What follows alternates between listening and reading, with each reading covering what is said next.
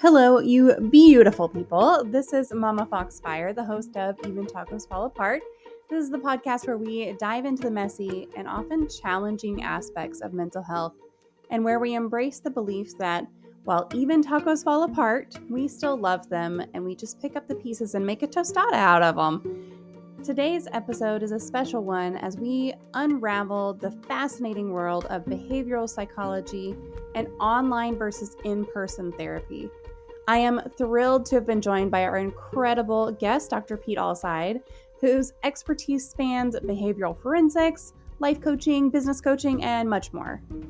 Have you ever wondered about the intricacies of communication in relationships or the universal self-help practices that can help make a significant difference in your mental well-being? Well, you're in for a treat today because Dr. Pete is here to share insights on these topics and more, weaving a tapestry of knowledge and experience that's both enlightening and relatable. Whether you're sipping your morning coffee, going for a walk, cooking dinner, navigating your daily routine in some way, join us for this engaging conversation that's sure to leave you with valuable insights and a deeper understanding of the complexities surrounding mental health. Get ready to laugh, ponder, and connect because here on Even Tacos Fall Apart, we're not just breaking the stigma, we are building a community of love, understanding, and acceptance. Without further ado, let's dive into this incredible episode with Dr. Pete Alcide. Stay tuned because even in the messiness of life, we find beauty, and together we'll navigate it all. Let's get started. Hello, everyone. Welcome back to another Mental Health Monday. I'm super excited for our conversation tonight. I think it's one that we actually haven't really talked about specifically this topic before, which is pretty cool. Once you've done so many of these, it's hard to sometimes find a topic that's really unique. So this is going to be a really good conversation. We are so blessed to be joined tonight by Dr. Peterson, Alcide, and I am going to go ahead and open up a question queue. So if you have any questions as we're going here, feel free to pop that into the chat, do exclamation point Q, follow it with your question, and that'll make sure that I see it and then I get it asked of our guest here. So first of all, thank you so much for joining us today, Pete. I appreciate you taking the time. It's my pleasure. Thanks for inviting me. Absolutely. So a little bit about Dr. Alcide. Dr. Peterson Alcide moved to the U.S. in February 1997 from Haiti at the age of 15. He works in the field with mental illness, addiction, and other mental health issues at several clinics, psychiatric centers, and hospitals in Connecticut, New York, Massachusetts, and currently Georgia, along with a few other states as a licensed therapist. He volunteered several places, such as schools and clinics, and also taught at Fairfield County SDA, and worked as a professor of psychology in child development and communication, including public speaking at Lincoln College of New England, Touro University, and Atlanta Technical College for 7 years.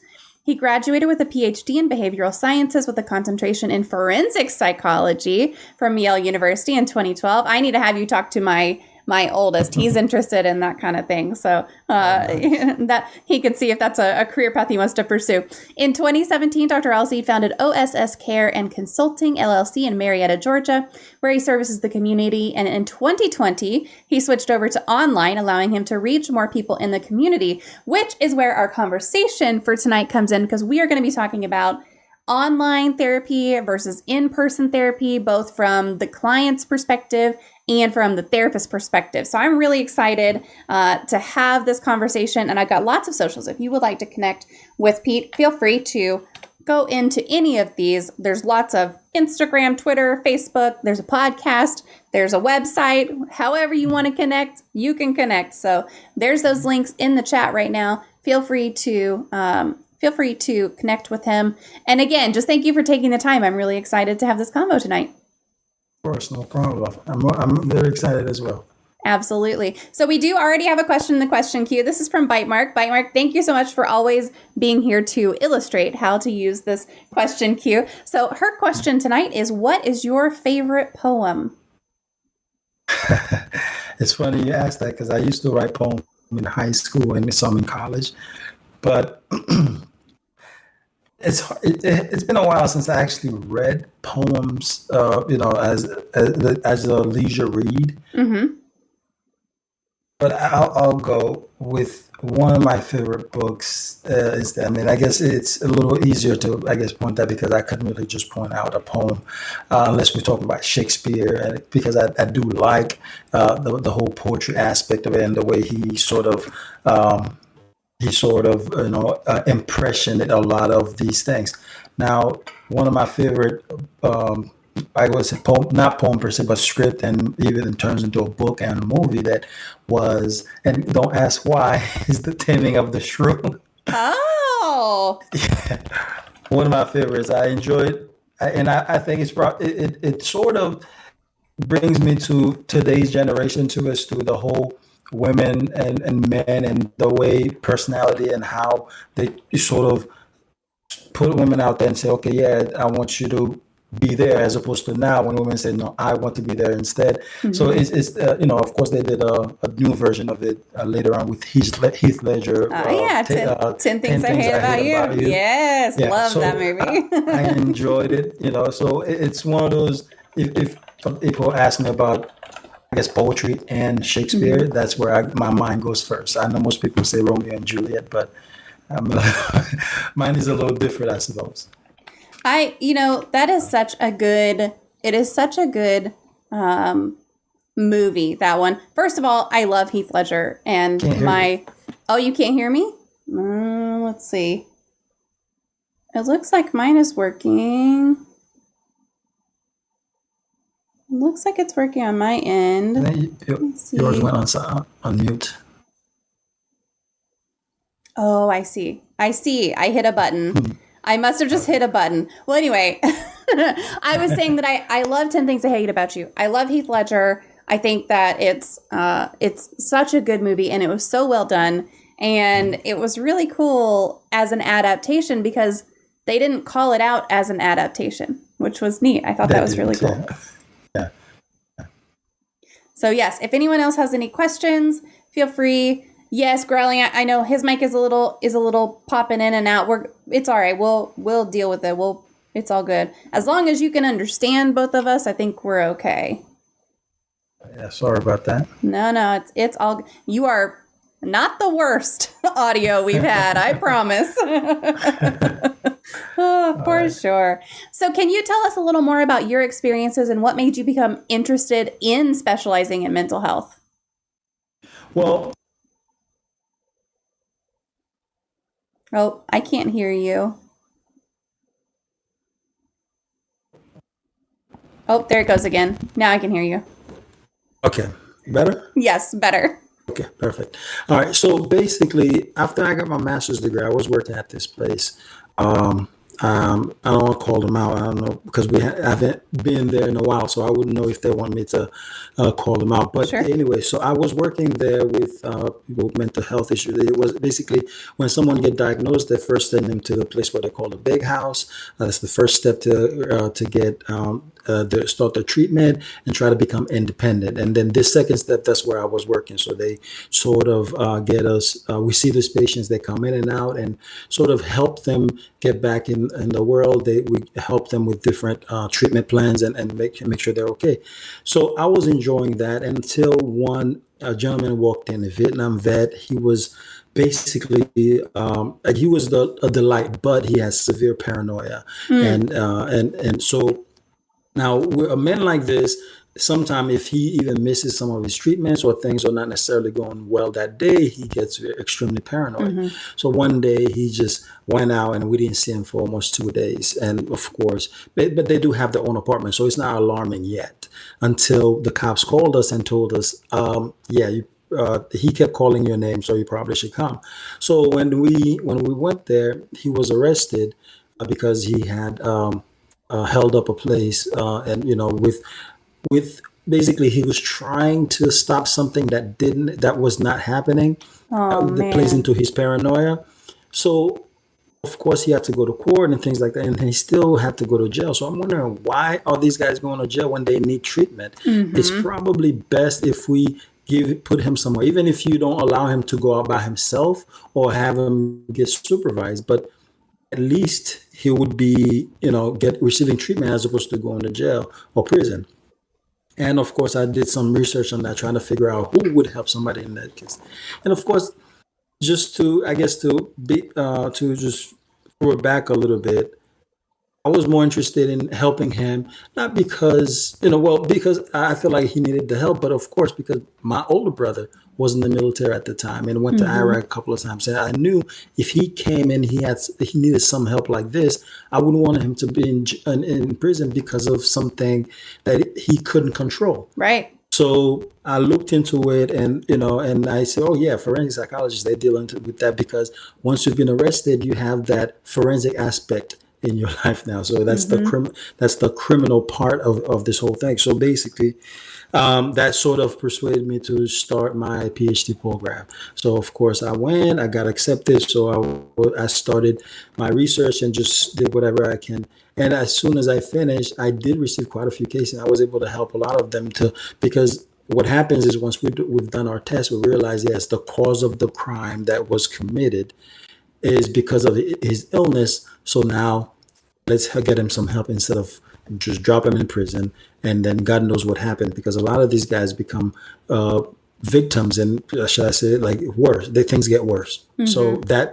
that really what drove me towards that goal, and I've been doing it since. I've worked with people both with behavioral, emotional issues, and including forensics. Yeah, that's really cool. I like that it was really personal for you. And that's, I think, what we hear a lot on the show is how people's personal connections really drove them, either their direct experiences or the experience of a loved one, or witnessing something that happened to someone they cared about, really drove them into this field of being a servant to other people and helping other people and being in that support role. So it's always neat to hear people's why, you know. Yeah, yeah, definitely, definitely. What are some of your favorite things about what you do, and what are some of the biggest challenges for you? Some of my favorite things. I get bored a lot. so so when I go to work, it drives me because every case is different.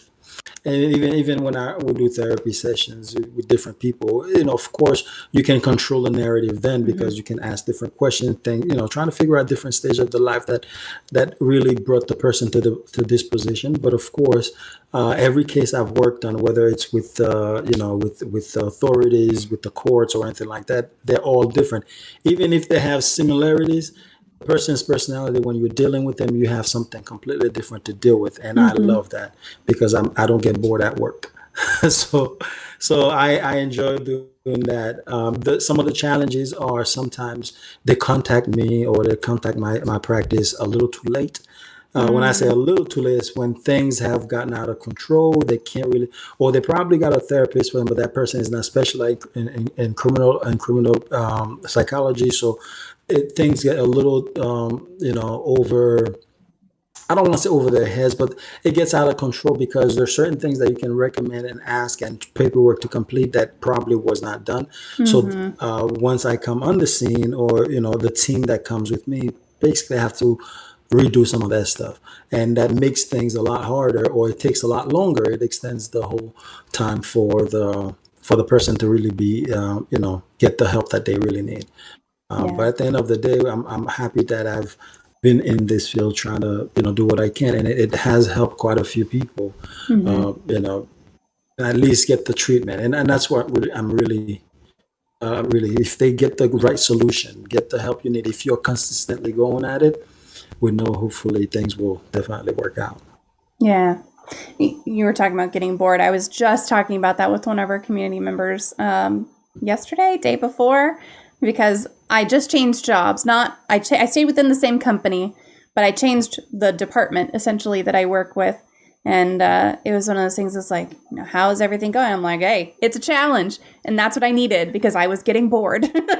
Yeah, yeah, yeah. And some people don't understand that, because Yeah. I know people who prefers the 9 to 5 everywhere, and that's fantastic. Hmm.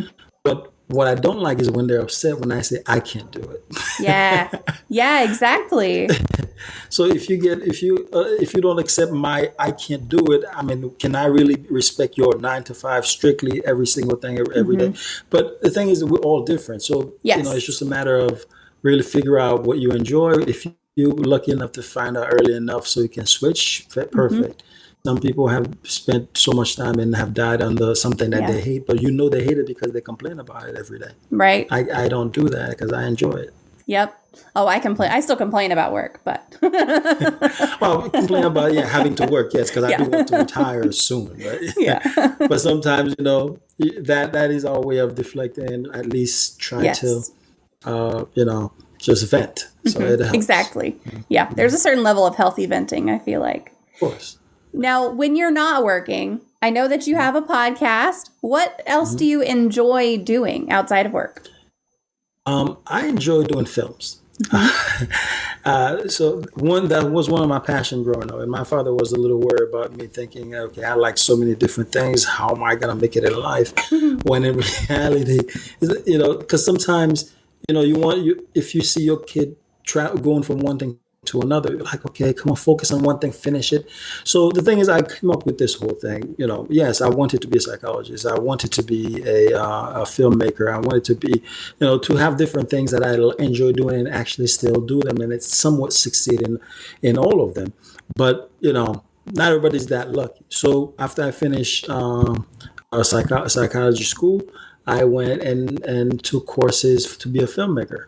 So I took some courses, did everything I had to do, did some practicum student films and all that stuff.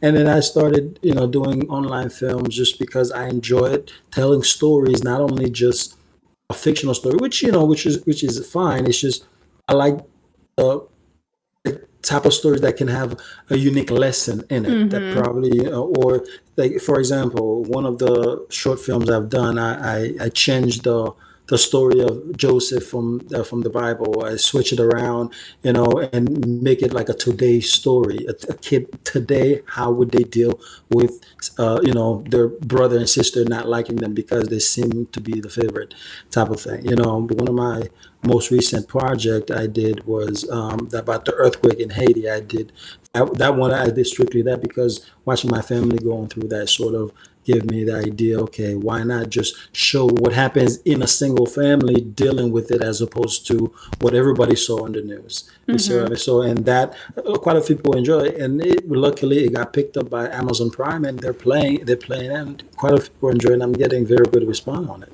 So yeah.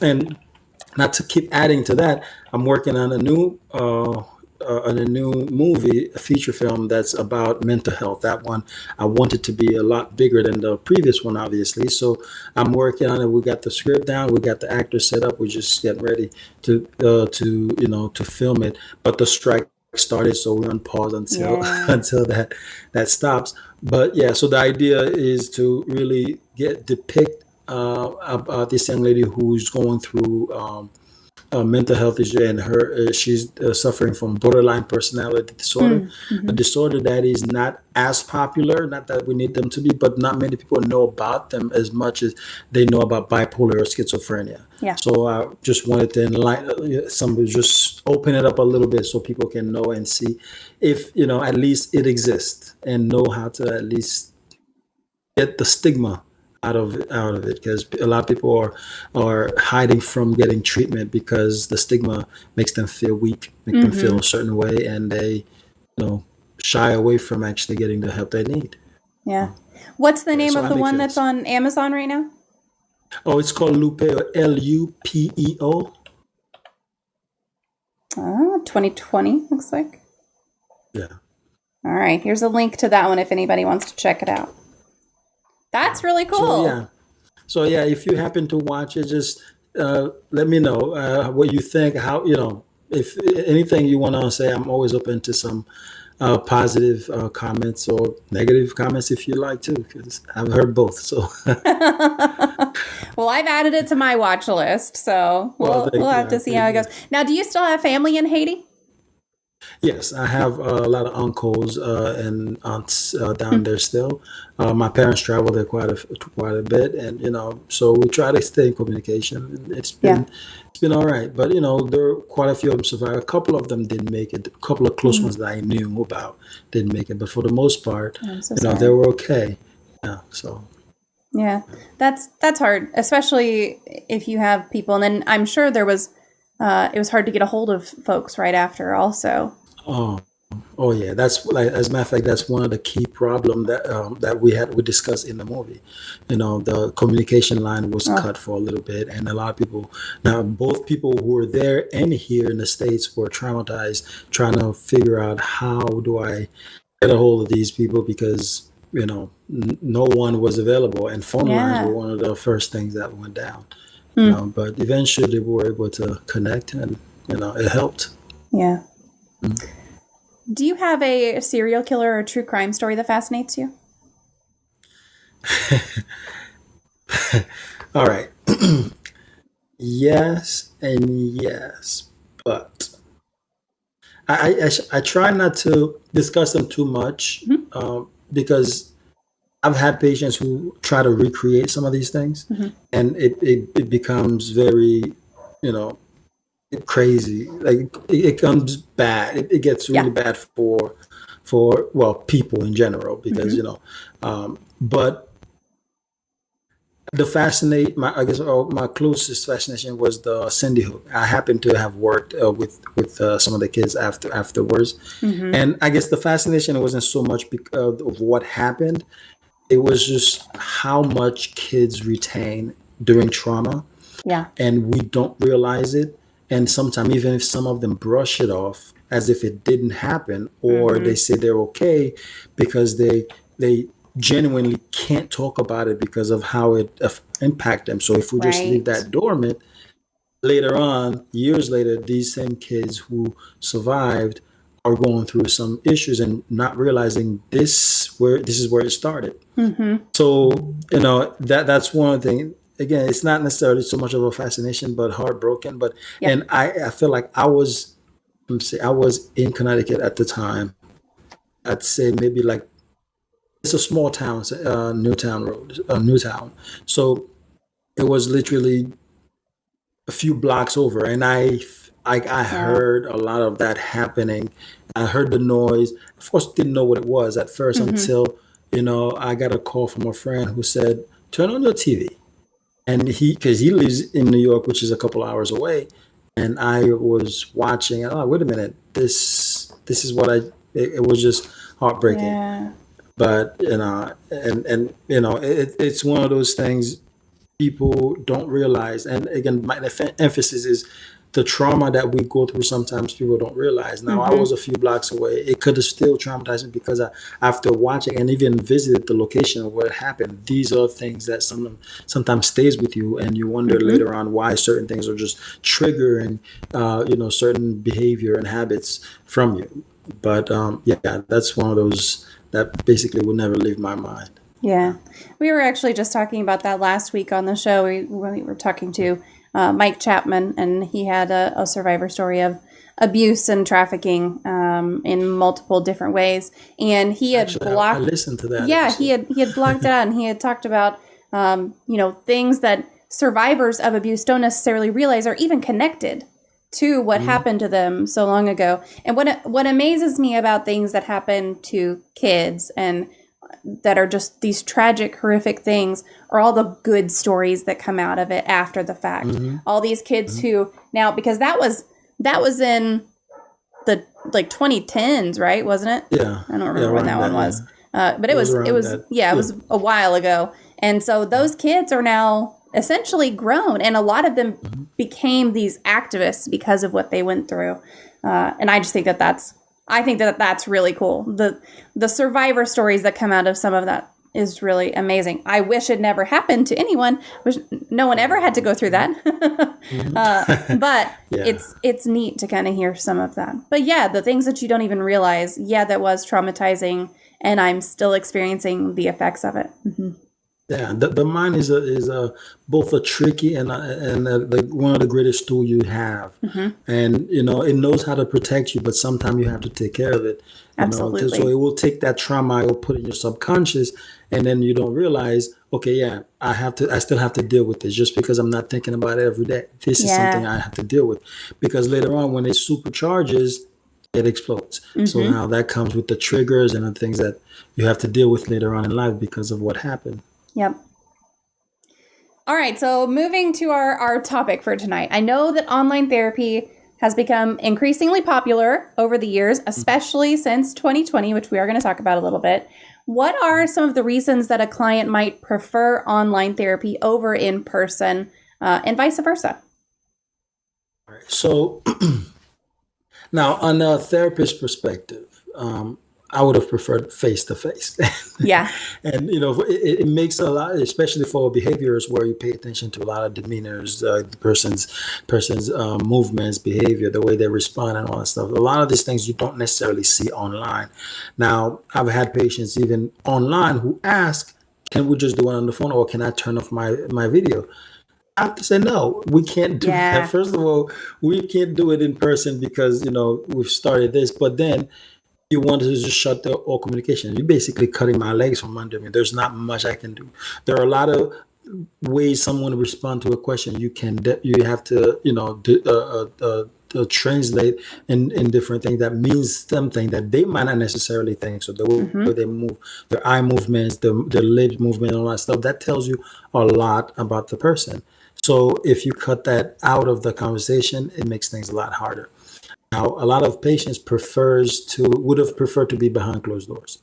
Now, a lot of them, not all of them, because I do have one who even offered to pay more just so that I can meet him somewhere Oh, wow. to have our face to face, Yeah. because he's more comfortable knowing that somebody cares, and the idea of being in person makes him feel like, okay, yeah, at least I know, he's right there, he's real. The reality of Absolutely. it also helps, because we know with AI nowadays, who knows who's on the other side of the phone or even True. the camera, right? Because so much is happening, and like one of the things I don't necessarily care about is the whole AI thing, having a conversation. I always say customer service, customer service, customer service until they get me an agent, but so that's one thing. The pros is that some of them prefers to see you and see you face to face, see the reality of it. Yeah, that's the guy who's helping me,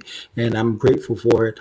And some of them, of course, because of distance, because of location or convenience, online definitely works a lot better for them.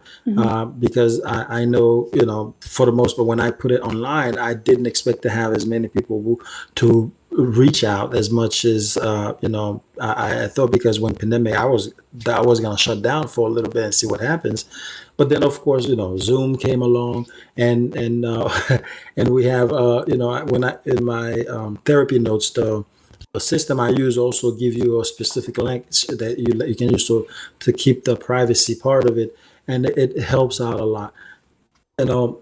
So basically, a lot of patients have different reasons why they like it. They like in person versus online, vice versa. So it's really the person's preference. But right now, more people are reaching out for online just because it's convenient. I have sessions with people while they're driving, driving from work, or while they take their break from work. They either sitting outside. They have, I guess, the luxury of doing all that for the most part. Granted, even when I was in person, some people, based on the level of comfortability, I could take them to a public area, open space where we can get some fresh air, a park where get a little secluded area, but at least we're outside. It makes them feel a little more comfortable. So just creating that flexibility also helped. So Yeah. Yeah. So whenever COVID happened, and I want to talk about this also, but whenever COVID happened, my therapist and I went virtual together, and it was one of those things, like, I had my camera really zoomed into my face, and she had to tell me, like, you got to zoom out because I got to see your body language, because everything that you do is like your body tells on you, and you'll lie to me. Like, your mouth will lie to me, but if I can see the rest of your body, then we're okay. And she and I have a great relationship. So I was just like, I don't want you to see everything, Angel. yeah, I know. And honestly, sometimes the person lie about it. It's not because they've wanted to. Sometimes it's out of control because, first of all, they've either been using this facade with everyone and it became their truth. But the body still refused to believe that this is it. Yeah. So when you are with your therapist, only he or she can really detect, okay, you pause on this, you you did this, you did that. Your eyes kind of went up, so it sort of helps a little bit. And then they're able to face the real truth of it. Yeah. And that's also part of the treatment that helps.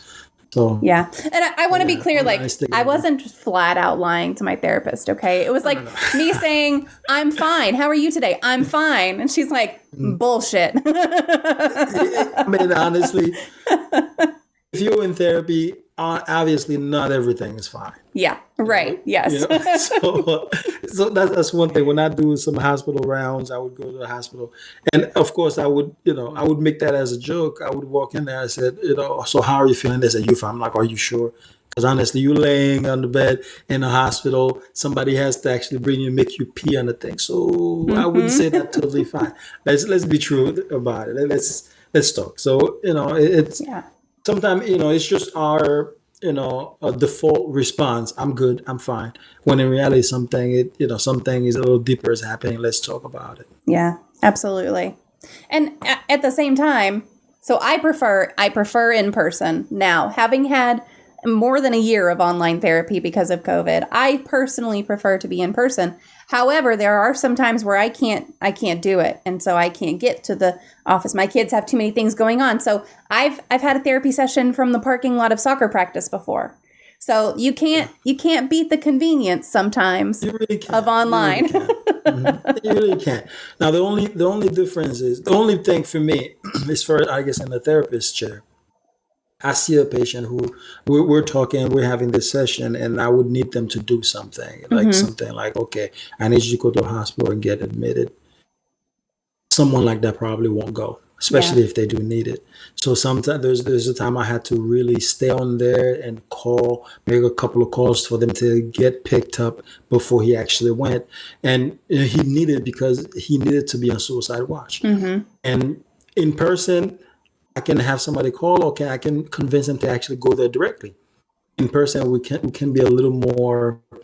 I guess it might be a little easier for me to convince someone. Yeah, it might be a little convincing. But online, of course, as soon as you press end call, you don't know what happens on the other end. And if the person is really a danger to themselves, you can't just drop it. That's my only thing. Right. So I do try to to make sure, but I'm grateful and I'm happy I haven't had to do that lately. But yeah, at one time a little while ago, I did have to do that, and thank goodness it worked out. So yeah, it's got to be hard from a therapist perspective, just to not have. It's not it's not like a lack of control, but it is a lack of control, right? Because it's a lack of just. It's not knowing if that person is going to get the help that they need, where if you're in person, you have a little more influence, I guess is a better word than control, probably. Yeah. I mean, the thing is, it's not that you want to control the person. It's just a matter of saving the person. It's a situation. Yes. Exactly. You don't want the person to feel, okay, yeah, the call is end. That means you were not talking for another week. Right. That means I don't care. But I also want you to know what I just asked you to do. What what needs to happen right now because of the nature of our conversation. I need you to be watched for a couple of days, just so that I make sure we're okay. Yeah. Because the last call therapist wants to get is the fact that someone who they just spoke to committed suicide. That's the last call therapist wants, and it doesn't feel good. Yeah, right. You started offering therapy in 2020. Was that because of COVID, or was that something you would have eventually done anyway? What drove you to start doing online? Online, well, 2020 became official. It became completely on there 100%. But even before that, I was doing some online, and I was okay with it because I've had people, I've done consulting work with, whether it's a company or about a patient or different capacities. I've done it a few times, and I didn't mind doing it. I did have in-person preference, but if the person is across the country and we have to do a consulting, it was no problem.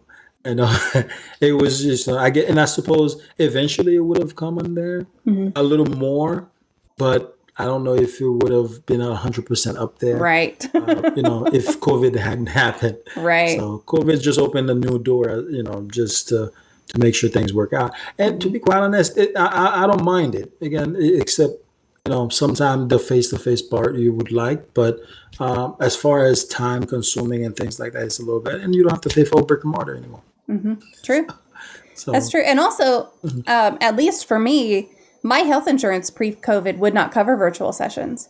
And then after COVID, they were like, okay, yeah, we'll cover virtual sessions because it's literally all you can do. So I think that landscape changing was really helpful, I think, also. very, very, because I do have clients who even their insurance wouldn't even hear about the therapy. They Right. said, no, it has to be your own personal thing. And then all of a sudden they call back and say, they're paying for it. And some of them would take it, and then they would take the super bill and send it to their insurance. They would cover it. So people have found different ways to get it done, and it has worked for quite a bit, people that I know. So. Yeah. And I know you talked also about online therapy kind of being a little more accessible to some people, and whether that's because you're in a remote area or because you're in an underserved area, or just like I was talking about with soccer practice, a busy single mom who can't get somewhere. Have you noticed any shifts like that in your client base since you've added the online services, or are you seeing essentially the same base that you were seeing already? Oh, it's shifted completely Yeah. because I have this guy who doesn't have any specific issues, but wants to maintain, what's the word? A healthy, therapy sessions. Just basically wants to check on it to see if everything is good. He's a hedge fund manager. He's doing his thing, and he doesn't have time to go to the hospital if he's not sick. But Right. he does he gets a doctor to check on him. Yeah, we have sessions for every 2 weeks just to make sure that he's doing okay, both mentally, things, or we talk about everything, and then we digest different things to see how much they've affected him and things like that, and see how it affected his work and his thinking process and all that stuff. So it helps greatly. I always tell people it is very important to get yourself checked mentally, just like you get your annual or your monthly or quarterly health check. You go to the hospital, get blood work, do all that stuff. Go to a therapist, even if it's Yeah. once every 6 months. It doesn't matter, but make sure that you do. You never know what's creeping up there, what's hiding up there. Little thing that may have happened may have created an issue, but you don't know until you explode. Yeah. So it's very helpful to get that done on a regular basis. And that guy was doing that. So I had a lot of clients that way too. And of course, COVID created a lot of divorce. I do divorce coaching, and that also created, that also brought a lot of clients to me in that area as well. So my schedule, like till this day, it's just full of people, and they're different ones. So that's why before each session, I have to clear my head so I know, okay, I'm not going from I'm going from divorce to schizophrenia, or divorce to paranoia, or something, something, just so I know I'm in the right mindset. Of course, I have to talk to somebody myself, because that's a lot to take in, especially when I have such a long hours from like 7 a.m. up until like 9 p.m. Sometimes Yeah. it can be quite a bit to digest. Yeah. That's one of those things that I feel like if people would treat it like the dentist, that so much could be prevented, because it doesn't just happen overnight. It's not one of those things that, oh my gosh, all of a sudden I need a therapist. Like, it really does build up. And I'm at what I call the maintenance phase, both with my chiropractor and with my therapist. So like, I go in regularly for an adjustment, whether something's wrong or not with my back and my neck in particular. And then if I need to go into the chiropractor, I go into the chiropractor for a session that is an active issue. Same thing with the therapist. And I do that with my oldest is actually in therapy on a regular basis, but my youngest, he does just like a doctor checkup. We do it every 6 months or every year. And he goes in and he just likes to play with the clay. And every time the therapist is just like, everything's good here. That's good, yeah. Because the thing is, especially if he's going regularly, the therapist can see a shift and change in behavior and the way he plays with it, whether or not he's nurturing it now, or he's throwing it across the wall, Yeah. across the room. Well, So I mean, there's always a difference. Well, I mean, or if he was if it throwing it across the changes, room, yes, right, but yeah, if he was exactly, throwing it yes, across the room, all of a sudden he's holding it like a baby, yeah, something has changed. But that's the thing. Sometimes we don't know these things if we don't have someone paying attention closely, looking for all those different things that can or may or may yeah. not be an issue. So Yeah, I think last time we wound up making the clay into a person and then amputating its legs. So that's, hey, But he's also, I mean, he was 8 at the time and now he's 9. So it's like, that's of course. age appropriate, I guess. Of course, yeah, yeah. The thing is, some people assume, like when they do the Rorschach test, if Hmm. you constantly see a dead person, it's not necessarily because something is wrong with you. It's just maybe that's what you're saying based on something. If another day that you all of a sudden the same picture, you see something opposite of what you would feel would be a dead body, then that's a quick change. Yeah. It's not so much, okay, you saw a horse and now you see a donkey. Now first you saw a horse, now you see a bird. There's a Hmm. huge change. You see what I mean? So it really depends on how big the change is. Is it age related? Is it something that, personality wise, or all of them, all the different steps, all the stages that we have to look in to see how this can be a good or a bad thing. So Hmm. it's important to have it done, to check. Absolutely. In terms of therapeutic outcomes for online therapy versus in person therapy, is there any research or evidence that compares the effectiveness of those two?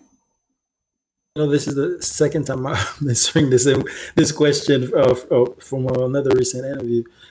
Because, well, the thing is, what I've read for online, and they haven't really said whether or not there's an issue, but it sort of, um, from my point of view, from what I'm understanding, I should have wrote that article down to share it. That's But so okay. what I'm understanding is that the people who put in the work, they still get the good outcome. Sometimes it Mm. might take longer. It depends on how open the person is to the treatment or to the online process itself. Yeah. Even when we first started, a lot of people the ones I used to have in person, they were a little shy about even talking, or some of them would try to stay rigid, trying to not to tell me anything, not because they wanted to, because now it's different from a face talking to them to a screen talking to them. Sure. So things changed a little bit. So it took them some time before they got more comfortable. But the people I had who started online, they just jumped right into it. Okay, and there's this gentleman. We basically had a few sessions, and like his demeanor changed completely from the time we started all the way to the time we took a break, and you can see the clear change. He came, he was ready, he wanted to do it, he was home in a comfortable area. So it's not like he had to be in my office where he was maybe try to get adjusted. So all he had to do is deal with screen, and he worked from home on a screen. So it's not, Hmm. so the whole thing wasn't new to him at all. So you Right. saw the changes a lot faster, a lot quicker that way, and it helped. But there's no art, no paper that says, no study that says, okay, yeah, there's an issue. Most of the ones just confirm that, okay, you put in the work, you come, you get it done, it will work. Some people might get adjusted, but there's nothing that proves that there's a problem with it yet. Hmm. So in the Right. meantime, we're just going hoping things are working out. Yeah, Yeah. Yeah. Just kind of whatever you put in is what you get out. We were talking about that with Discord before we started here. It's like whatever you put in is exactly. what you get back out of it. So Basically, yeah. yeah. Are there specific therapeutic approaches that might be better suited for in person or that might be better suited for online for any specific issues or anything like that? You know, some people, I have tried different ones. Like, for example, I wouldn't say there's some that are better, but also Hmm. what has made a difference with I practice Fritz Perl for the most part. Fritz Perl, Gestalt therapy, which basically make you see a mirror. Now, if someone is in front of you and they're doing that, is even if it seems like it's being pushy, it's not. It doesn't feel that way. It doesn't feel the same as when the person is on the other side of a screen. So what I've realized that for some people, they want you to be nicer. I want you to be a little more, when you're in the screen. Yeah, thing is, I can be blunt and be open to it, to the conversation and the therapy session, therapy theory that I'm using. But for some reason, this young lady, we had our session in person, and then we flipped over.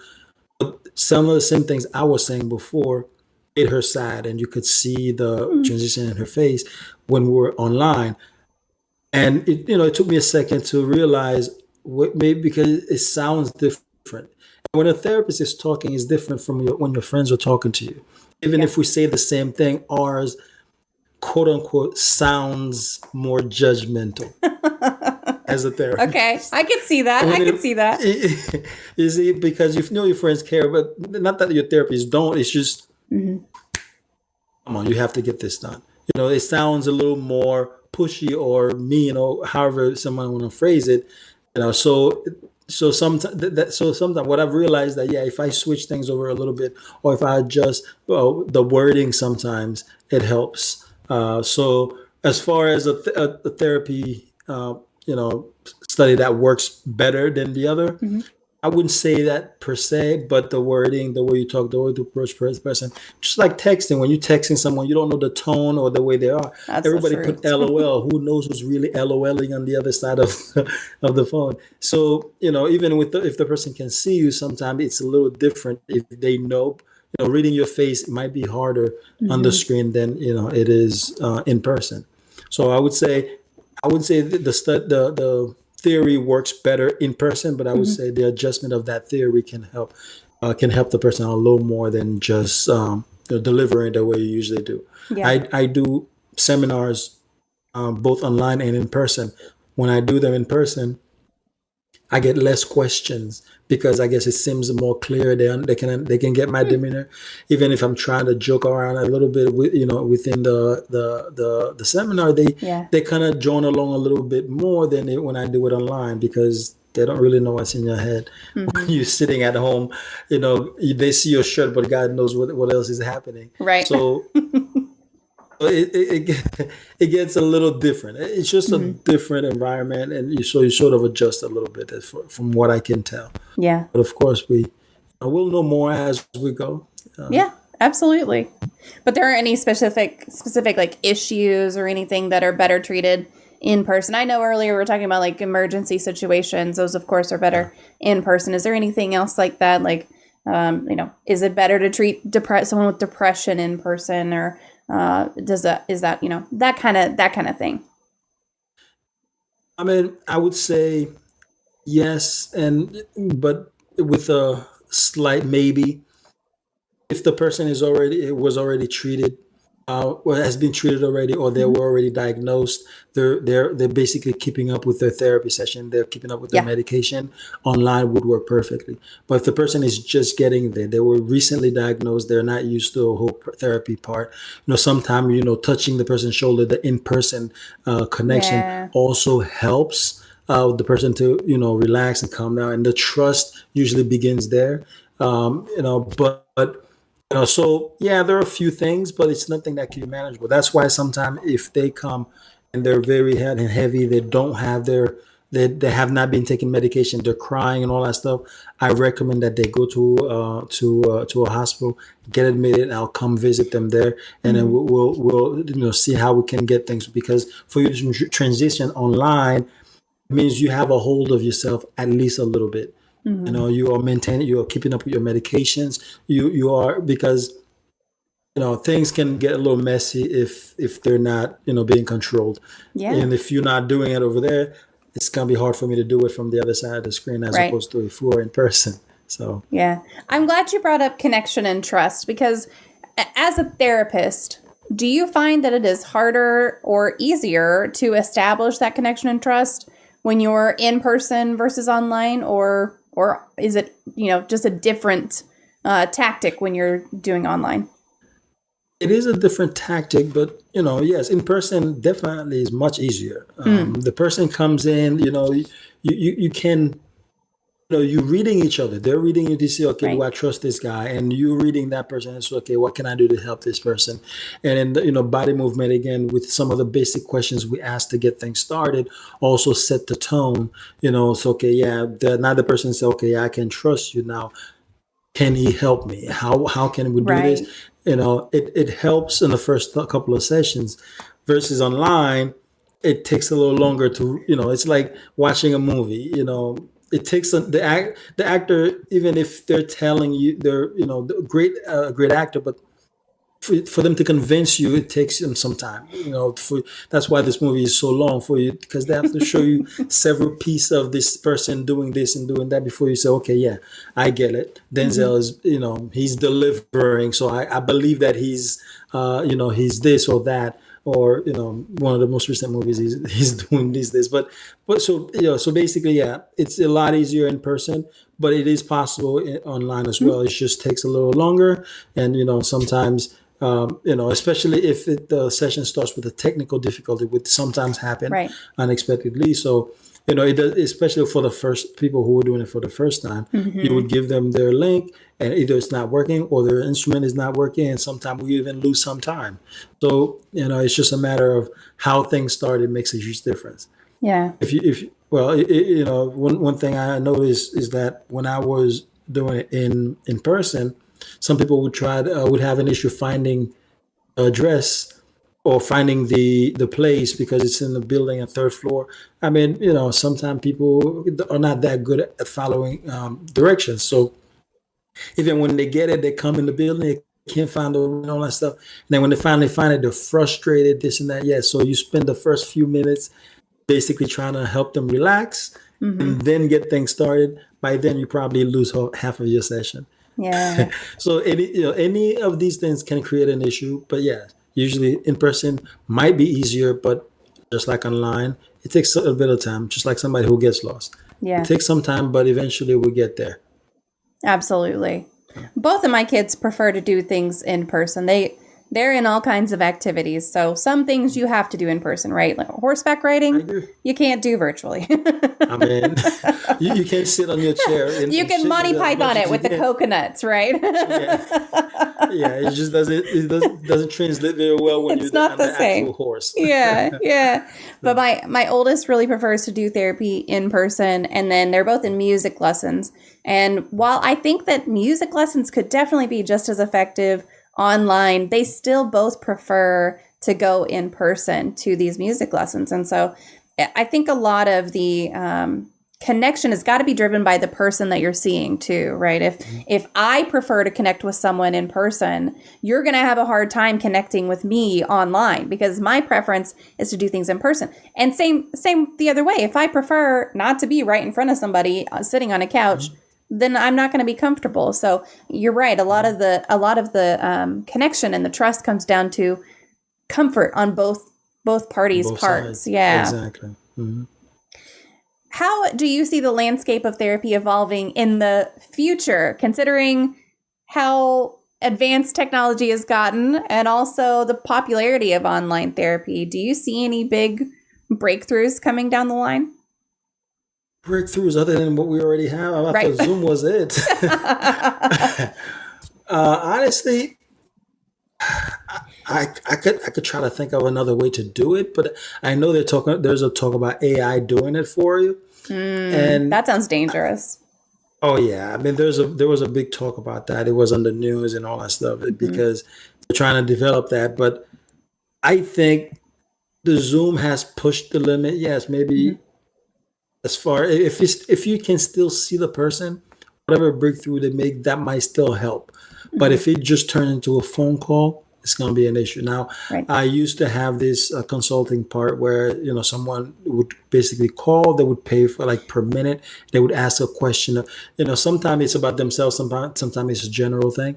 They would just ask a specific question, and most of the time they would talk about Hmm. themselves in the third person as if you can't tell It's for a because when friend. you My friend has yeah, this issue. exactly. Yeah. But but if it goes there, it's gonna be very dangerous. Sure. So I'm hoping the landscape doesn't go as far as the disconnect that we Hmm. already missing. when we're doing it in teleconferences. So I don't want to jinx, nor do I want to try to put something out there and then somebody go and do Right. it and then makes it worse for us. But I do hope that it still stays within, okay, at least we have some type of visual and connection with the person in order to create, to help out. I mean, the whole AI thing, I'm not sure how that would work, but given that when you call the bank, you have to talk to a computer for 20 minutes before you talk to That's someone. true. I mean, it's not far, it wouldn't be far fetched that is happening, but I'm just crossing my finger and hoping that they see the benefit in at least seeing the person when you do something like this. Yeah. So, AI is scary. I mean, they had was it the eating disorder hotline or whatever it was called, where they shut down the human people who were running the site and who were answering calls and stuff, and they put it to AI, and then the AI like recommended things for weight loss to someone who has an eating disorder. Like it was terrifying. And so that kind of stuff is really scary. I mean, they would have to really have, I think we need a lot more regulation. Calm down, everyone. I think we need a lot more regulation before AI is allowed to do something that important. You know what I mean? So, of course, AI is super helpful. AI is very useful. I think AI can be used for a lot of things that are very positive, but something that really requires a human to monitor whether someone is getting to the help that they need. I feel like AI is not suited for it at this point. yeah, that's a conversation I had with a friend recently, too, because AI cannot go on emotion. Even if you do Right. try to put the emotions on it, it's still not gonna be the same because everybody's emotion can be read differently. While I when I talk to this person, the person might just move their head in order to show the emotion, and AI doesn't hear anything, or even if it does, how can it read that when you don't know the person? Yeah, you can make the person fill out a whole thing, work on algorithm, but then it's still not the same. I don't see how it would work, but I'm more than happy to see how it would, because Yeah. again, AI, like you said, AI is great for a lot of things, things that are strict, like even for the bank, it works. Yeah. I just sometimes I have a question about other than the stuff you have on the list. Yep. Even that's annoying. Imagine if the person said they wanted to kill themselves. And as a matter of fact, I should point that out really quickly. It's worth living. My podcast. It came out like this because I had this argument. Well, I don't want to call it argument. This actually very intelligent discussion with a patient who was this close to convince me that killing himself was a good idea. The good thing is I won the discussion, so he ended up not doing it, and he was a man of his words. Like, I'm not gonna do it. Of course, he did get treatment for it too, and stuff. But the main thing is he wanted to convince me that it was a good idea. And if when you listen to the man, the things that he's gone through, the things that he's going through at this moment, not that he deserved to die, but he would convince me that it's not such a bad idea Yeah. if he didn't exist. Now, how would AI compete with that? Right. If they gives you all the right answers for everything, and he was a philosopher too, of course, he was pretty good at it, but I mean, he's not the only one who has a good argument. Yeah. And half of the people who wants to do it do have a good argument to themselves. Now, can they convince their therapist or their friends? That's a different story. Right. But their argument, if the person is in pain and it's chronic, it's not going anywhere, and they are miserable, they lost everything, can you really tell them it's not a bad idea? You can tell them it's not a bad idea, but can you explain? And that's why he left all his other therapists, because nobody can actually convince him that it was not a good idea. So the point is, AI probably won't be able to reach that, and we'll lose a lot of people that way. Yeah, I don't think AI could argue with a philosopher. Like, I don't think that's gonna work. Exactly, because AI works strictly on facts. Yeah. You don't have so If I can provide you the facts and the reasons, then according to AI, maybe it would be a good idea. Right. Yeah, that's terrifying. That's really terrifying. Bitemark says we need full body VR so you can still see body language, not in person. Oh, my therapist would love that. I would I would hate love it. it too. Oh, yeah. I would love it too. If I can see, like, 'cause, yeah, it's one thing. I would need a few screens. One to focus on the face, one to focus on the arms, one to focus on the legs, Yes. because all these things are, when the person is nervous to answer a simple question, you're wondering why, and then they start shaking their leg. But you can't see that right here. You can't see if I'm shaking my leg or not. Yeah. So if I saw that, I would have caught a lot of these things sooner rather than later, based on what they're saying, because we only have about 40-45 minutes. Yep. So we have to make the best of it. But if we could see everything, it would help things go along a lot faster. Yeah, my therapist would tell me to put something on my hands so she could see what my hands were doing, because I pick at the sides of my fingers if something's bothering me. And whenever we do in-person sessions, she's like, "Got it. What's going on with you right now? What's happening in your brain?" Exactly. But whenever we have to do online, it's like she can't see it because my hands are down here. You can't see if I'm picking at my nails. You can't see anything. Exactly. You can't see anything at all. And my face can remain exactly the same as it not always is, but as it was with me picking my nails. So yeah. That's why I ask people a lot. If some part of my beginning thing, what is your favorite thing to do? Some of them, I got a poker player that would not move a muscle in his face. Yeah. Ooh. Now there's a client that would be hard. and he wears corrective glasses, so it's a little tough to say, okay, take off your glasses, but he can't see very well. So it's a little tough. But we've worked around it, but it's tough when you get some of these people. Now, if you're in person, because even a poker player can move his leg when he's nervous about a hand, because nobody's looking at it, but I am. Yeah, true. So. She said, I say that because I'm the same way. I'll say I'm fine or brush something off when actually it's bothering me. I need my therapist to be able to call me out on it. Yeah, as much as I hate when my therapist calls me out on stuff, she's always right. I don't have to like it, but she's correct. Of course. Growling said, I'd say one of the biggest benefits of the online place is the speed at getting an initial appointment versus targeting an individual place. That's a really good point too. Just being able to have like, when's your next available? Okay, I don't have to worry about if I can get there or not. Because it's going to be online. So maybe for that initial, that is a really good benefit also, growling. Yeah, I actually had to stop people from getting appointment the same day, because so many after a certain time of the day, you can't get an appointment for the same day, because a lot of people were doing that and would throw me off. My assistant would say, okay, you free at this time. And then before I even... Sorry, my cat's about to cough up a hairball, I think. Not on the carpet, not on the carpet, not on the carpet, not on the carpet. Go over there. Jack, your cat.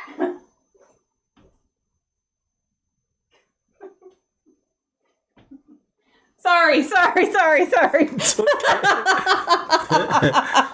I hear that. I've never actually seen it done. That's interesting. I hear them. Like I was saying earlier, he's a long hair cat. He's shedding like crazy. And even though we're constantly brushing him, he's still shedding.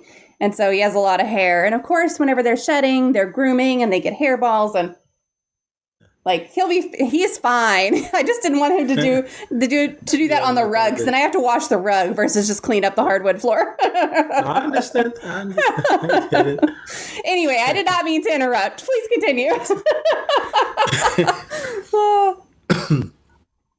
Sorry. Okay, let me see. What was I talking about? We were talking about people getting appointments online same day, and that you're having to cut them off because it interrupts the flow. Yeah. I had to, because my assistant would be like, okay, you free at 1, 2, 3. And then by the time I finish with the 12:50 appointment, that's a 12 o'clock appointment that ends at around close to 1 o'clock. And okay, let me get up and go walk or do something. And she's like, oh yeah, somebody just posted an appointment. So like, okay. So now I just within 12 hours, you cannot miss an appointment. Yeah. The next day, that works a lot better, and it keeps me, it still gets, fairly full, and that's great. But at least I know when I come in the morning around 7 o'clock, You can plan your between day. that for this 7 and yeah, if I take a break, I look at the second part of it and I know, okay, this is how many. Even if one or two was added, I know it was added probably before 12 hours ago. I just probably didn't see it Yeah. right away. But And I feel like that's really reasonable. I mean, I don't. So people schedule meetings in my job same day all the time. They're like, I had one today, 15 minutes before noon. They were like, 11:45. Hey, can you meet in 15 minutes? We've got a call. We need you on. I'm like, sure. But I don't. It's different. So. yeah, I mean, yeah, I get it, but last minute meetings are never fun, unless you're calling me to give me some good news. Any other topic is not Yeah. that fun. Yeah. Just or giving me a raise, is that why you feel like you have to It was not to get a raise But today. anything else could have, yeah, exactly. Anything else could have waited for later. Nobody died. Yeah. Nothing. No emergencies. But hey, here I am. I Yeah. had to swallow my lunch and hurry back. Yeah. Yep. Dr. D said, boo, same day appointments. It better be urgent or a crisis. Today's was urgent. It was not a crisis. I did need to be on that call. But yeah, I mean, I really feel like 12 hours to schedule an appointment on something that critical is totally fair. And Byte says it also increases your search radius because there may not be a therapist that's a good fit closer than 2 hours away, especially here.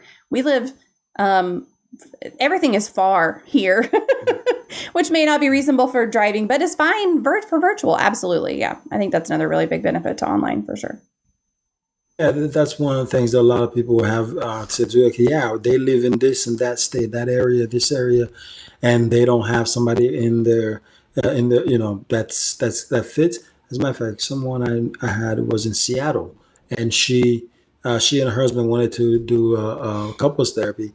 I couldn't find somebody that sort of, I guess, specialized in what they needed. So when they finally found it, they're like, "Oh, thank goodness!" Because we've been looking for the past couple of months. It's just been a little hard, So finding people from all over the place who need the help is really the main reason I appreciate the online part of it. Absolutely, because I'm getting people from all over the place and dealing with all type of different issues. And because my specialty sort of have this wide range, I have quite a few people that come through and will appreciate it. Yeah, absolutely. It's like that they don't have to drive to me because it would be a couple of days drive for some of them. Yeah. Dr. D says, I typically have a no same day appointment policy, but we'll make exceptions for crisis. Yeah, absolutely. Yeah, of course. Definitely. That makes sense. And I think that that's fair. Like from you need to be able to plan your day standpoint, you're right. Because if you're thinking, okay, well, I've got 4 appointments in a row and then I've got 30 minutes, I need to go for a walk. Like you've got to take care of you also. Course, yeah. So you got to be able to plan your day. Absolutely. Yeah. Dr. D said, sorry, coming in late. What are your specialties? Do you want to list out your specialties? All right. So I work, my specialty in behavioral forensic psychology. So I do work with, a lot of people with criminal background, mental health related. But also I do have life coaching and so I do life coaching and business coaching, of course. So I do work with some businesses. I do seminars and, basically for those who are in the field, it's like a quick introduction to psychology course, how to deal with people, help work with people, and just basically converse at work. And if you're a manager, how to deal with your subordinates and vice versa, things like that. So that's and I also have a certificate in doing divorce coaching, couples counseling, because my master's was in community counseling. So my first license was doing marriage counseling.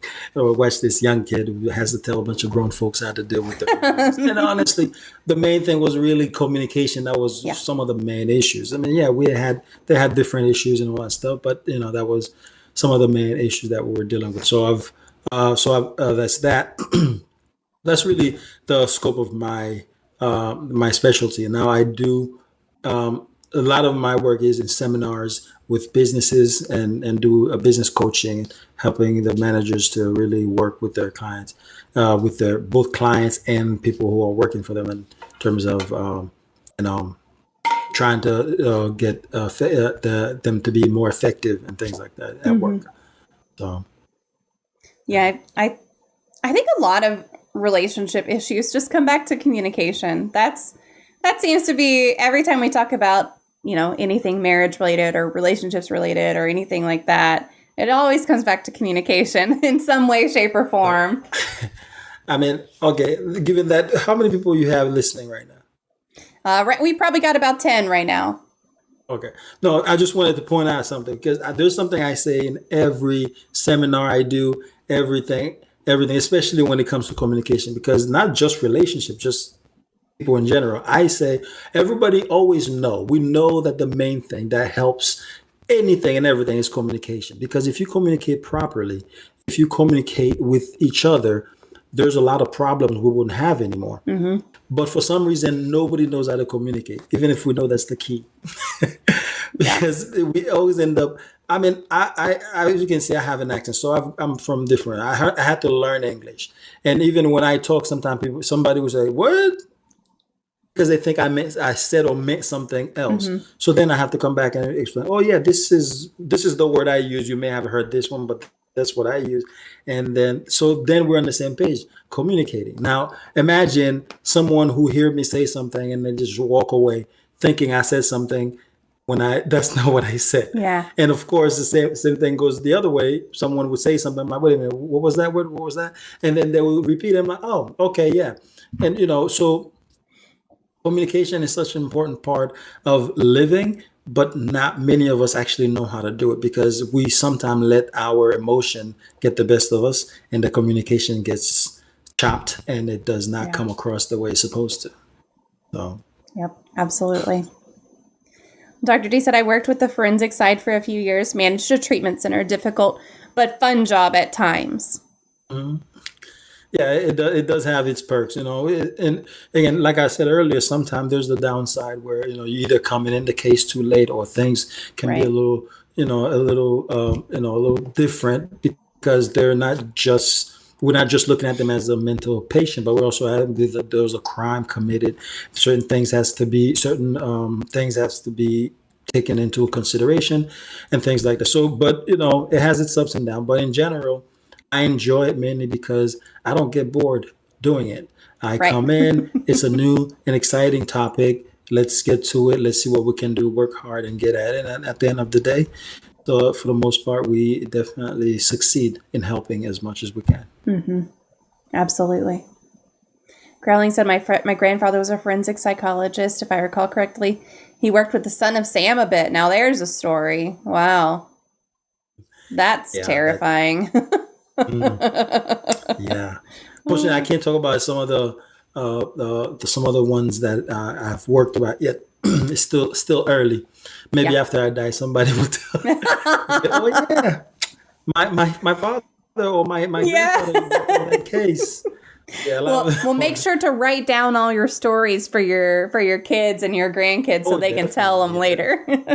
Oh, definitely. My father, I take the whole talking thing from my father. He tells a story about his whole life. Oh, that's awesome. Whenever he has a chance, he just drop it all on us. So, so I take that and I sort of do the same thing to my kids. Yeah. So our family, we're a family of big talkers. Also, my grandfather was a preacher. And my dad I was going to say was a fireman. He was a fireman. He's still alive, but he's retired. And it's just like everyone's community driven and very, very outgoing, engaging. Will tell you their whole life story within minutes of meeting you with no problem. Wow. That is pretty cool, though. Yeah, it's a lot of fun. I mean, the cool thing is no matter where we go, so I always joke about this with my dad. It's like no matter where we go, he knows someone there. Like we went to Lowe's one day and he saw one of the guys that he used to work with at the fire department. And then we went across the street to Home Depot and he saw a different guy that he knew. And then we went to like my father. Yeah, we went to the flooring store and the guy who came in, this is crazy. The guy who came in to sell the internet services to the guy who owned the flooring store, my dad knew because he used to work with him in a different city. It was just like, how do you know all of these people? Yeah, I can say the same thing. I've gone places where I never thought whether I or not I even knew my dad visit that place. That never came up. But then he meets so many people. He knows them. Like, Yep. okay, you know everybody. And I would go places by myself. Apparently, I look like my father. Like, Hmm. is so and so your father? I'm like, yeah. I'll tell him I say hi. Same good friend, and he speaks multiple languages, Yeah, so he communicates with everybody. that's Everybody. awesome. So. Yeah, dad will be best friends with someone he just met 5 minutes ago in the checkout line. You are not wrong. You are not wrong on that. That is how he is, for sure. Yeah. That's how my youngest son is, too. Like, he's, new best friend that I met 2 minutes ago. Best friends, yes. All the time. And it doesn't matter how old they are either. Like, this is a 90-year-old that I just met. We're best friends. This is a 2-year-old I just met. We're best friends. Hey, people communicate, people connect. Yes, Hey, it works. absolutely. Are there any therapeutic self-exercises that you think everyone could benefit from doing more often, whether or not they're in therapy, just in general as a good life practice, I'll say? Well, a couple of things. It depends on the patient. I would probably use different things, but yes, of course, I say meditation is always a good thing to do. Self-affirmation, especially around now, a lot of people are having issues with body image and things like that. And that's just from the last 2, 3 patients that I've been dealing with. They've had that issue. So different affirmations that I told them they can use.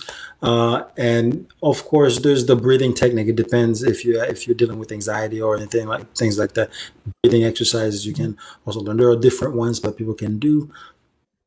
That also helps. But there are a lot of things that, you could name a lot of things people could do, but these are some of the basic and major things that, that sort of work for everybody. Even if you have nothing going on in your life, you can wake up in the morning and do some meditation. Just think to yourself, clear your head. It helps you have a great morning. Affirmation that can, whether it's towards work, yourself, or anything else, just to make sure that to try to start your day on a good mental stability. That also works as Absolutely. well. So it's always good to do something like that. Breathing technique.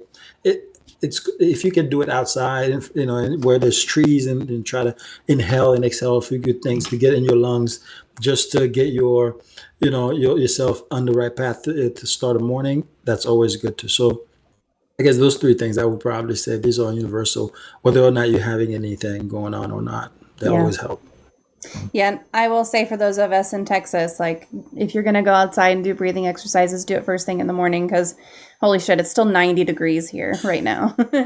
at 10 o'clock at night, it's still 90 degrees. So, Jeez. I mean, actually now would not be a bad, if you're looking to do it at a low temperature time, right now, 10 o'clock at night is probably not bad. In the morning would probably be better, but Yeah. watch While your you're heat. saying that, I remember I lived in Arizona for work for a little bit, and I like the morning run in the morning. That's how I get my breathing, just to relax and just stretch and get myself going. And I was doing it at 7 a.m. and I realized it was too late because it got too hot too Yeah. fast. Yep. So I had to push it up, and eventually I found that 4 o'clock might be the best time to do it. So It's so 4 o'clock it early. was. 4 a.m. Yep. Yeah, I would go for my run. that's too early for me. The thing is, by 6 o'clock, sun is out and it's Yeah. like 80, 90 degrees easy. Yep, By noon, absolutely. it's almost 100 and something. And I'm like, oh my gosh. I would sweat from the car to the hospital Yep. and vice versa. And it was just one of those things. I have to go to the bathroom and wash my face every time before I even go talk to anyone. Yes, absolutely. Yeah, we are at that point in time in Texas where you don't go outside and just do stuff. Like, you walk from your house to the car or from your car to the store, and then you walk back. If it's after, I'll say, like 10 o'clock in the morning, you don't go do anything outside. You just don't do it. We're triple digits every day this week. We were triple digits, except for, I think, on like Saturday. I think the high was like 98 on Saturday. So that was kind of a low one. Yeah. Yeah. Kansas was the same way too. I was there just recently. Yeah. But yeah, that's why I don't go to Florida. It's hot. It's hot. I don't know I what to like tell to you. be outside and it does not permit Yeah. because I feel like you're getting a sunburn just walking through your car. You It's cold. probably are getting a sunburn just walking to your car. SPF is important always. Mhm. Yeah, I mean, if you can get outside and do things, I love being able to get outside and do stuff in nature instead of just have it be in your house or whatever. If you can't get outside and do things, there are studies that show that pulling up a picture on your screen of a tree has similar benefits, not the same benefits, but similar benefits to going outside. So if you cannot go outside, pull up a nice serene picture of stuff and just see if that helps you while you're doing these things. Yeah, definitely. Thing is, anything you can find. I mean, you do need the sun anyway, even if you have to go out there for a few minutes and Yeah. get it. Yep. But one way or Me another, you too. want to figure out a way to get yourself out there. And that's why like it's worth living because so many different things we can do just to relax and, Hmm. just to get ourselves on the right path. Because everything we do, whether it's the way we eat, the way we consume the sun, or the way we consume anything, helps our body and mind. So anything we can do to include those things is definitely beneficial for our well-being. Absolutely. So we've come to the part of the stream, and I was just looking for my magic wand, and I know that it's on my desk somewhere, and I was trying to find it. Oh, here it is. Here it is. Here it is. Hold on. Okay, I got it. So we've come to the part of the stream where we have our magic moment. If you could wave this magic wand and eliminate one common opinion, misconception, or theory surrounding mental illness, mental health, disabilities, or just talking about mental health, what would it be?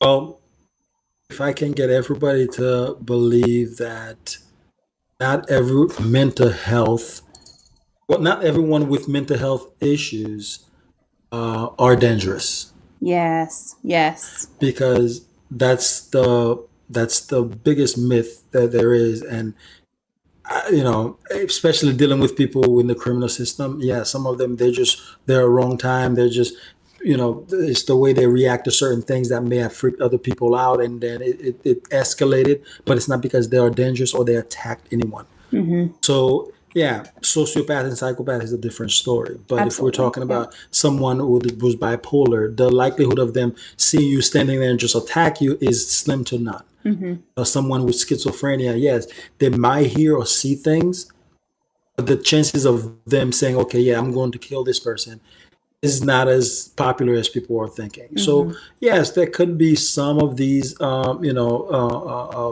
predispositions, things that we know may or may not happen. But Yeah. until you get to know the person or try to figure out what's going on, how they can get help, thinking that they're all dangerous is just a myth. It is not possible. It is not the case at all. Yeah. So if I could wave that wand, I would get that out of everybody. Absolutely. And just like to drive that point home, also, I think the current statistic is 1 in 4 people in the U.S. will experience a diagnosable, doesn't mean that they've gotten it diagnosed, a Mhm. diagnosable mental illness in any given year. And if you expand that over a lifetime, it's 1 in 2. So someone multiple people that has a diagnosable mental illness, and they're not They dangerous. know that people It's know that for the yeah, most part, but yeah, that's why when the media says, okay, yeah, as soon as somebody commit a crime, they all of a sudden say, okay, yeah, the person has history of mental health. No, or maybe, yeah, they may have had it, but can we really blame it on the mental health though? hmm, Or could that person be aggravated because of something you or somebody else did to them and they just wanted to retaliate? right, That could also be, but a lot of people snap.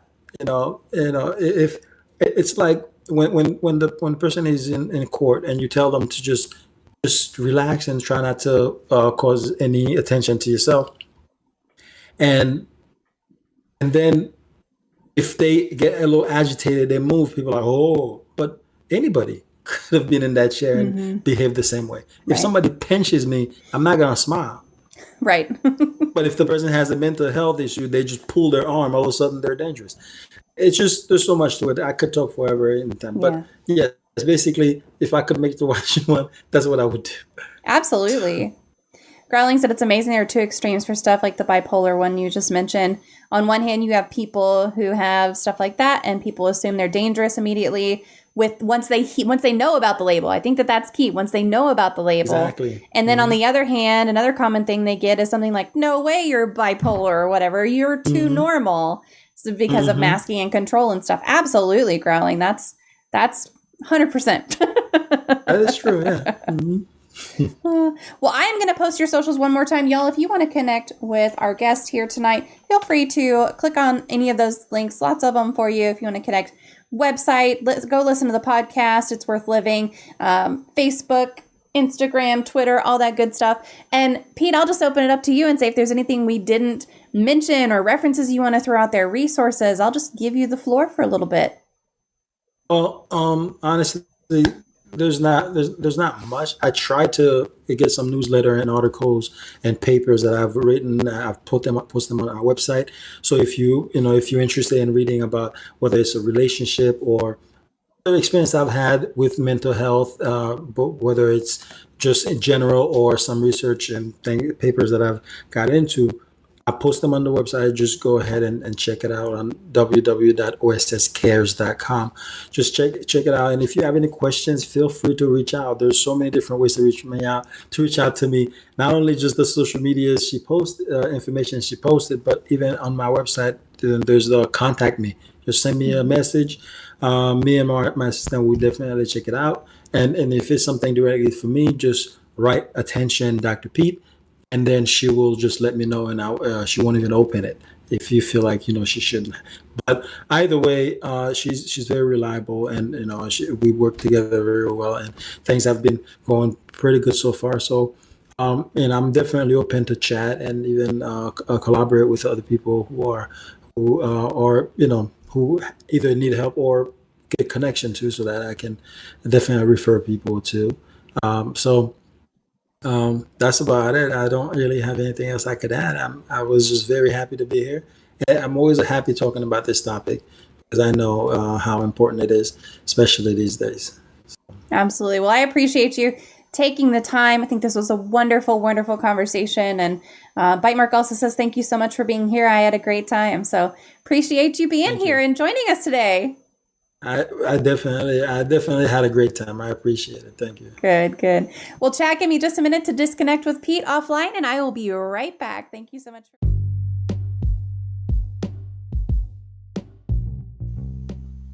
What an incredible journey into the world of behavioral psychology and online versus in-person therapy. A massive thank you to our phenomenal guest, Dr. Pete Alcide, for sharing his expertise, wisdom, and a few laughs along the way. I hope this episode has left you with valuable insights, a deeper appreciation for the importance of communication, and some self-help practices that you can incorporate into your daily life starting now. Remember, even in the messiness of life, there's beauty, and we're all navigating it together. If you enjoyed this episode, don't forget to subscribe, leave a comment, even just a couple of words is really helpful. That way you'll never miss out on future conversations if you're subscribed, and you're helping bring this podcast to more people, which I appreciate very much. If you have any questions or thoughts, or you just want to say hi, feel free to reach out via social media or go to the tacosfallapart.com website. You can find me on Facebook, Instagram, Twitter, Twitch, TikTok, YouTube, all those things as MommaFoxFire. And your engagement really does mean the world to me. As we wrap up, let me leave you with a reminder. You are not alone, and your story is worth living. Until next time, take care of yourselves, be kind to one another, and remember, even tacos fall apart, and we still love them, and I still love you. This is MommaFoxFire signing off. Until next time, stay resilient, stay strong, and keep the conversation going.